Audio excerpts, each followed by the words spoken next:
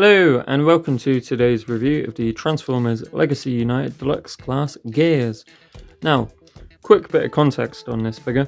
Even though he came out in Legacy United, he was originally slated for Kingdom, which was, 3 years prior? And the craziest thing about that is we don't even know if Kingdom Gears was what I'm holding here. We don't know, right? Kingdom Gears was never shown off in any capacity besides being in the promotional artwork for the line and being visible on some of the box artwork. So we knew there was plans for something like that to appear on the line because it was a cross between G1 and Beast Wars. But it never happened. And then we were blessed with this. Now, I said it in the Brawn video. I'm gonna say it again. I don't really like jumping on modern Hasbro. It just doesn't do a lot for me. But this is bloody excellent. I don't really have any other way to put it. It's just absolutely amazing, you know. And but just go look at him now. Painted blue windows, grille, headlights, bumpers cast in red. No, it's painted. Feels somewhat unnecessary. But I suppose that it would have had to have been. I mean, they could have just cast it in blue. Whatever. Cast it in red, I mean, because it's still pinned anyway. But I mean, having it as one piece means this whole front section is a molded area. Maybe it's minimizing breakage. I don't know. Paint on the chest, which is on the back of the bot mode. The head, you can turn this around for transformation. I don't, because you don't look at the car from the underside unless you're fixing it, right? But yeah, generally really cool stuff. So, for the size comparison, alternator swindle, Lego car, Ralph, Steve. Now, this is perfectly acceptable, you know, given the fact he's a mini bot deluxe. I mean, the scale between him and the Lego car, oh well, you know, it's not the biggest thing in the world. I'm not majorly fussed by it, you know, we could even bring in things like Kingdom Huffer, just to see him with another mini bot. So yeah, my point about Kingdom, these were supposed to be in the same line, but they weren't. And yeah, I don't want to say much about Huffer. We will review him soon. Real soon. But thoughts on him, you know, it's irrelevant to this video. Gears is really good. The minifigures go really nice with these mini bots there. I mean, somewhat scaling, you know. Steve looks quite good next to it. Too bad you can't put him in there. And the alternator's a swindle, you know, he's a chunky boy. But it exists, and most Transformers look good together, right? But yeah, generally, cool stuff. Now, the transformation on this guy, oh my, it's a very straightforward experience, but it's very good at the same time. So what we're going to want to do is untap these legs. As you can see, these panels all the way around these L-shaped sections. Can't talk. I mean, imagine this. You know, you do one language all your life and you're still no good at it. So, next up, what you want to do is this frontal assembly. You go take this, you go fold the wheels in, you go take the arms, you go fold them out, you go take the chest, you go fold that panel around, fold the wheels inside, tuck it all up, legs clean from the back. Now, you could complain about them being hollow, but I don't think it's a problem given the fact that his legs fold in on themselves. What did you expect them to do? And bam, beautiful robot, absolutely grumpy git. But I'm all for grumpy git, you know. He even got a whole G1 episode dedicated to himself, and as a reference to that, he's got the internal detailing from when his what was it, personality chip or something was fiddled with. Yeah, it's just really cool stuff. So for the articulation on this guy, just gonna edit this in before we move on to the next section. Gears has this beautiful butterfly joint. Look at that. There you go. Now this is something I had realised prior to filming my review, but I failed to mention it while I was reviewing, so I'm just gonna cut this in, and it's a further reason why I think his articulation is bloody brilliant. Shoulders go all the way around. Nice, like tolerance joints, you know. Shoulders are gonna go up at a 90. Bicep swivel is hidden. really well. Like, all of his detailing just goes so flush. Spins all the way around. Elbows are double jointed. Lovely. He has wrists, wouldn't you know it? I feel like that's how you know he's from Kingdom.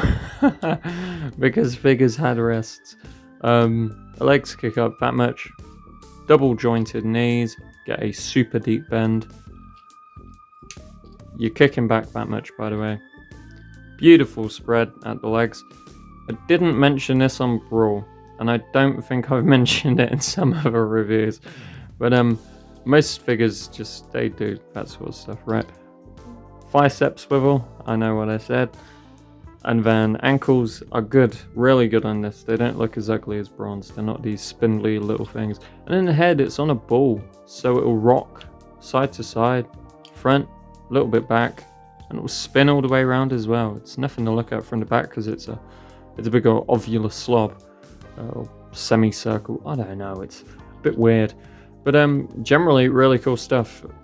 And there's nothing else going on with him, but everything he does really well. And that is something to point out. And like I said, with the whole alt mode, a lot of the paint detailing is the same. You've got the chest paint, the silver, the tamper-graphed Autobots symbol. Nothing going on in the arms. A lot of, molded plastic. But other than that, brilliant stuff. If this is really what we missed out on from Kingdom, I'm sad purely for the fact that I don't own a lot of Kingdom. I collected some of the G1 bots that filled in gaps within the collection, and then that was really it. I didn't bother with much Beast Wars stuff. I think I've got the Megatron, but he's cool. But my point about this being from Kingdom is that if this actually came out in that line, I think this is far and away better than almost everything that line has to offer.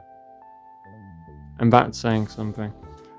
So, for the robot mode size comparison, here we have Studio Series 86 Brawn, Studio Series Lockdown, Evasion mode Optimus Prime, Ralph, Steve, man oh man. Now, this is absolutely wonderful. He looks really good with Brawn. I talked about Brawn, praised him to hell and back, really.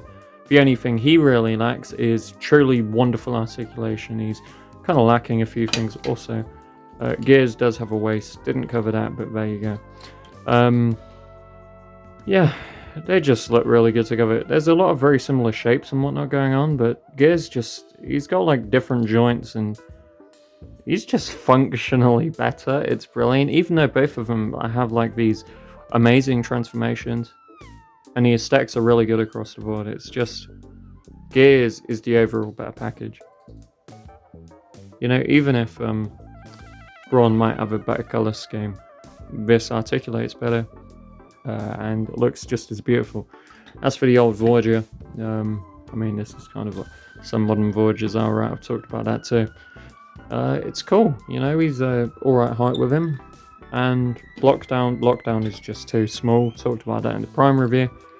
And, it's just a thing that maybe it flew under the radar. Maybe they figured we can't make a carbot Voyager.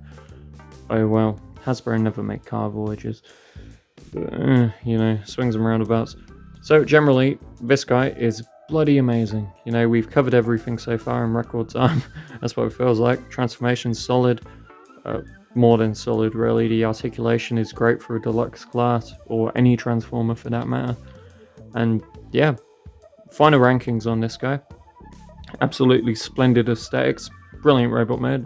I don't care that there's not a lot of paint because all of the colors just throughout the molded plastics absolutely carry this guy. And he looks amazing for it, even in the vehicle mode with the kind of painted blue windows. Yeah, I prefer translucent plastic windows. It makes my toys not look as cheap, I guess, but there are breakages that come with that sort of thing, so if they're just going to make it opaque and paint it, fine. But yeah, aesthetics on this guy are 10 in both modes, just, altogether. The transformation, buttery smooth as anything, absolutely bloody brilliant, 10. And then your articulation on this guy, I think it's truly wonderful for a deluxe class. Yeah, he's got like double jointed knees, elbows, his ankle pivots look really nice, the head movement's solid, the arms are doing absolutely everything you want him to do. He's got the wrists, he's got the waist. Could you have put an ab crunch on him? I really don't know. It's very uncommon for Transformers. But the articulation is smashing. Like, I'll just throw a 10 at him for that one as well. And then finally, the value for money on this guy. Man, where do I go with this? Do I remember how much I paid for him? Not really. Wait, no, I do. I paid, I think, retail for him in the UK or whatever. Was it retail? Maybe it was slightly less. I think it was like $22.95. So it's like an old deluxe price from like a year or two ago. Instead of the $24.99 they went up to. But I think it's worth it. I mean, he's small, but everything about him is bloody brilliant. So go for it, right? I just love this figure. He's so good. One of the best things Hasbro has done for many years now. Thank you for watching. This has been AnimatedCHUG, and I'll see you next time.